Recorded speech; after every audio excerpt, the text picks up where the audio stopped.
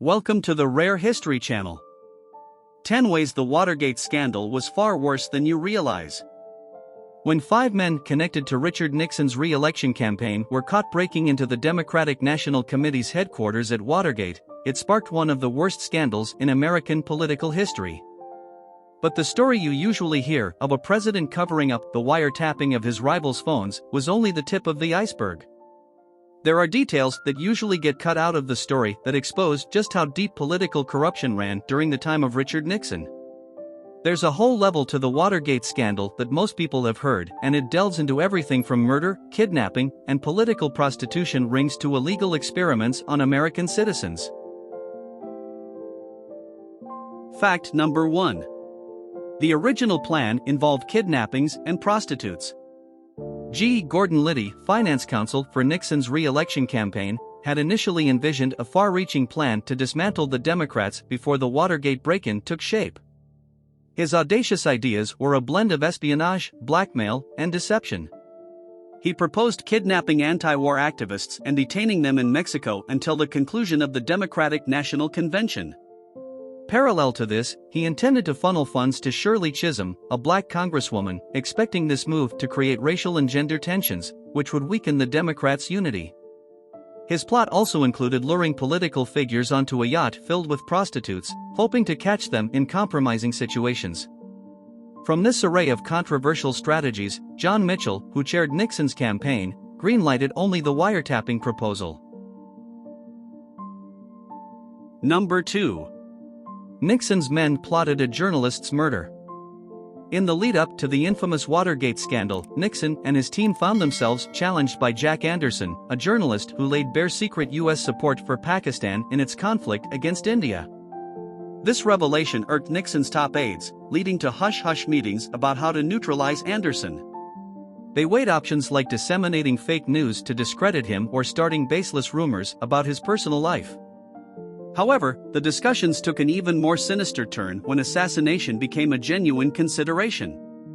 The team brainstormed chilling methods, from poisoning Anderson's medications to causing a fatal accident by smearing LSD on his car's steering wheel.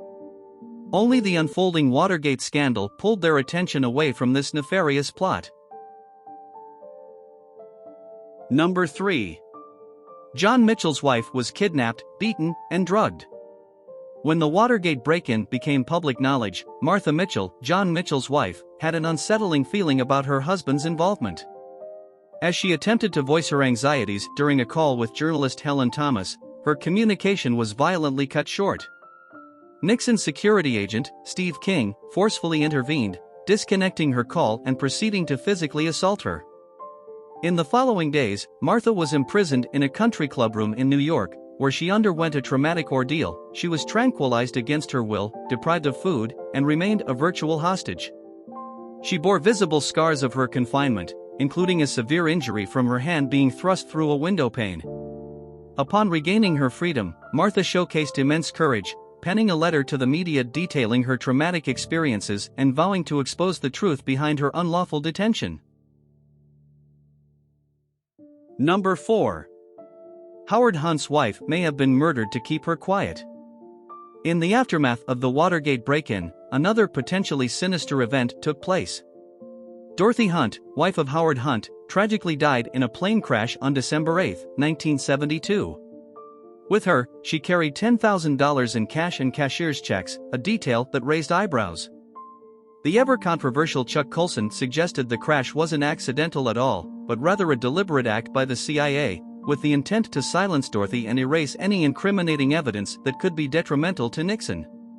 While the official reason for the crash was chalked up to pilot error, there were anomalies. The pilot in question was seasoned with over 18,000 flight hours, casting doubt on the official reason. Further, the presence of FBI agents immediately at the crash scene only fueled these speculations. But with concrete evidence lacking, the truth remains murky. Number 5. Washington, D.C.'s elite prostitution ring. One of the more scandalous theories surrounding the Watergate break-in involves an elite prostitution ring in Washington, D.C. Gordon Liddy, often at the center of many of these tales, claimed that the motive behind the break-in was to cover up evidence of a connection between Nixon counsel John Dean's girlfriend, Maureen Biner, and this illicit ring. Journalist Jim Hogan furthered this narrative, stating that the real purpose of the wiretapping was to monitor calls between the DNC and prostitutes working under lawyer Philip Bailey. While Dean has aggressively refuted these claims, what's undeniable is that Bailey was indeed involved in illegal activities. A week before the Watergate scandal was thrust into the public eye, Bailey was apprehended for moving prostitutes across state lines, confirming at least the existence of a high-profile prostitution operation connected to Capitol Hill. Number 6. The CIA reacted to Watergate by destroying their records. The ripple effects of the Watergate scandal weren't just felt in the political arena but also reverberated through the intelligence community.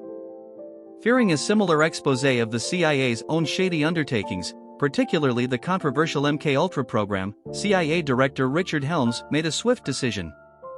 He ordered the obliteration of all documents related to MKUltra. The response was immediate, with operatives destroying potentially thousands of pages of incriminating evidence. The public remains largely in the dark about many of these covert operations, with only a minuscule portion of documents related to MKUltra surviving, mostly due to oversight.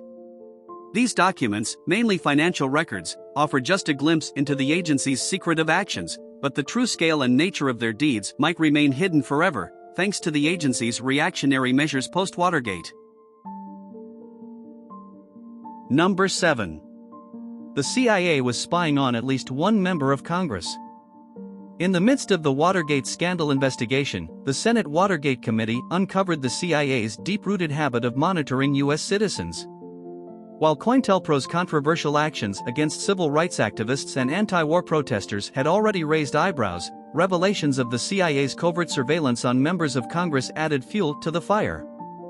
Available evidence suggests that an undisclosed member of Congress was actively monitored and bugged, similar to tactics employed against the Black Panthers.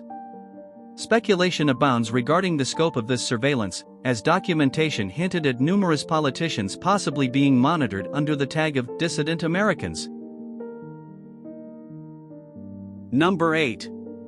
Nixon's overwhelming re-election amidst controversy.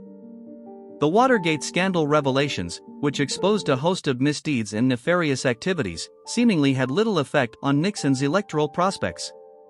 As information seeped out, key figures got indicted, and Martha Mitchell's harrowing tale became public knowledge. Nixon not only secured re-election but did so in one of the most dominant displays in electoral history. He clinched 520 electoral votes to George McGovern's meager 17, further establishing his appeal with a large chunk of the popular vote. Number 9. The Stennis Compromise.